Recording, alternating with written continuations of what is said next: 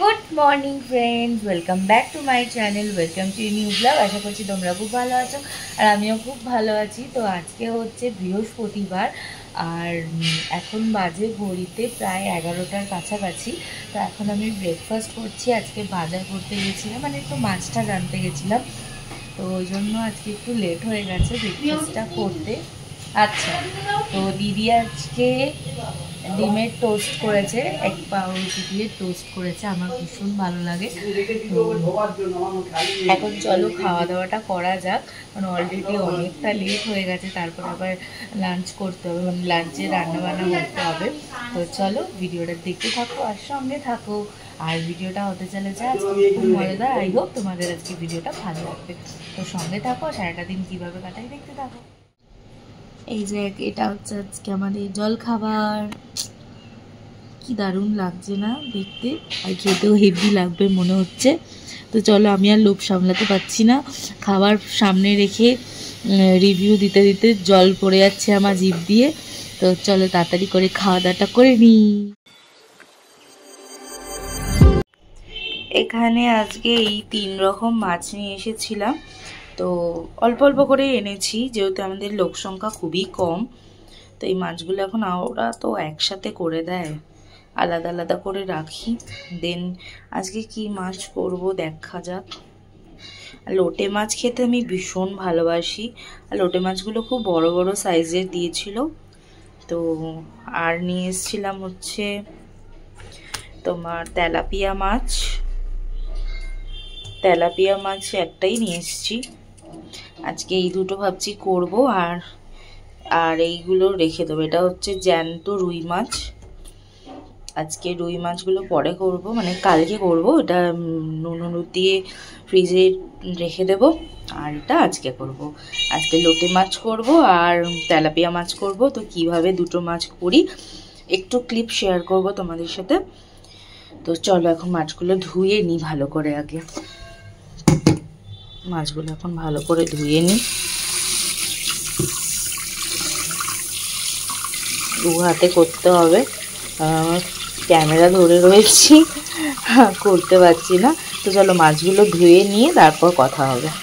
তো এখন আমি কাটাকুটি করে নিচ্ছি, আর আনাজগুলো ভালো করে তাড়াতাড়ি কেটে নিলে কি রান্না করতে সুবিধা হয়। আর একা হাতে যেহেতু আনাজ কাটা, রান্না করা, মশলা বাটা এগুলো একটু ডিফিকাল্ট। তবে আমার ডিফিকাল্ট বলে মনে হয় না, কারণ যে কোনো কাজকেই আমরা যদি ভালোবেসে করি দেখবে সেই কাজটাকে না বেশি টাফ মনে হয় না। তো চলো আমি এখন কাটাকাটি করে নিই, তারপর কি রান্না করি দেখি। সর্ষে পোস্ত দিয়ে, মানে সর্ষে দিয়ে তেলাপিয়া মাছটা করছি। তো আজকে ভীষণ লেট হয়ে গেছে, প্রতিদিনই লেট হয়ে যাচ্ছে, কি আর বলবো। তো এখন তেলাপিয়া মাছটা আগে করছি, তারপর লোটে মাছটা করব। তো এখানে আমি মাছটা ভেজে রেখেছি, আর তাড়াহুড়োতে দেখো কি কাণ্ড হয়েছে, মাছটা এক সাইড পুড়ে গেছে। আমি এই করি, আমাকেই খেতে হবে এই পোড়া জিনিস। যাই হোক, তো চলো এখন রান্নাটা করে নিই, অনেক লেট হয়ে গেছে। এখানে লোটে মাছটা ধুয়ে রেখে দিয়েছি, এখানে পেঁয়াজ আদা রসুন সব কেটে রেখে দিয়েছি। তো চলো, আর এখানে ভাতটা আমার প্রায় হয়ে এসেছে, আমি 1 ফুট মেরে বন্ধ করে রেখেছি আপাতত। তো চলো রান্না বান্নাটা করে নিই, তারপর কথা হবে। তো এখন কমপ্লিট হয়ে গেছে রান্না আমার ফাইনালি। এখানে হচ্ছে সাদা ভাত, আর এখানে হচ্ছে তেলাপিয়া মাছ সর্ষে পোস্ত দিয়ে, আর এখানে হচ্ছে মুসুর ডাল পেঁয়াজ রসুন দিয়ে, আর এখানে হচ্ছে লোটে মাছের ঝুড়ো, এই আলু দিয়ে করেছি। তো এই হচ্ছে রান্না। তো এখন ফাইনালি খেতে বসে পড়লাম। এই যে আমি তেলাপিয়া মাছের ঝোল দিয়েই শুধু খাচ্ছি, মানে খাবো, অন্য কিছু ভালো লাগছে না। আর বেলাও হয়ে গেছে, আর আমি মাছের মাথা খেতে ভীষণ ভালোবাসি। তো এই নিয়েই বসে পড়লাম লাঞ্চ করতে। তো চলো লাঞ্চটা করা যাক, তারপর কথা হবে তোমাদের সাথে, সঙ্গে থাকো। লাঞ্চ হয়ে গেছে, আর আজকে আমাদের আম গাছের হাফ পোর্শনটা কেটে দেওয়া হচ্ছে। এই যে এইখানে হাফ পোর্শনটা কেটে দেওয়া হচ্ছে, কারণ আমফানের পরে না অনেকটা দুর্বল হয়ে গেছিলো আমাদের গাছটা, পোকাও হয়ে গেছিলো আর খুব অসুবিধাও হচ্ছিল।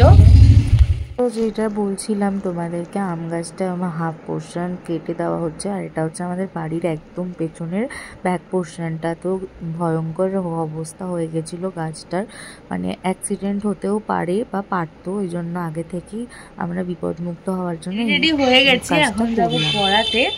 তো ভালোই ঠান্ডা পড়ে গেছে, ওই জন্য জ্যাকেট ফ্যাকেট পরে নিয়েছি।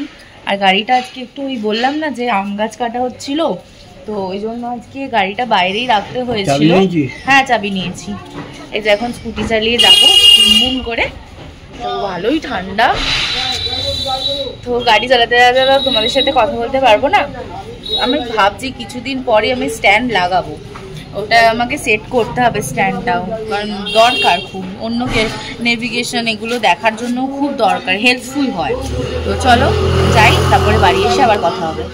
বাড়ি এসে গেছি, আর ইভিনিংয়ে স্ন্যাক্স হচ্ছে এই যে চিকেন পকোড়া। তো আমার জামাইবাবু নিয়ে এসেছিল, তো আমি এখন জাস্ট বাড়িতে এসে এখন খাবো, ভীষণ খিদে পাচ্ছে। তো ভালোই হয়েছে, সেই চিকেন পকোড়াটাও ভেঙেছি। আর আমি বাইরে সস টস দিয়ে তো খাই না, আমি বাড়ির মেয়োনিজ আর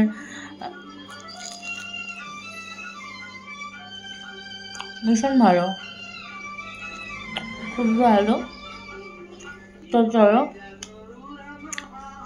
একটু পেট পুজো করে নিই, তারপরে তোমার ইয়ে করবো, রাত্রিরের কি রান্না বান্না করা যায় ভাববো, মানে এখনো ভাবিনি, তারপর করবো। তো চলো, তো এখন খেতে বসে পড়েছি, রুটি আর তার সাথে এক তরকা। এটা একদম হোমমেড, আমার দিদিভাই বানিয়েছে। তো চলো আজকে আমি খাওয়া দাওয়াটা করে নিই, আর তোমরা পুরো ব্লগটা দেখতে থাকো।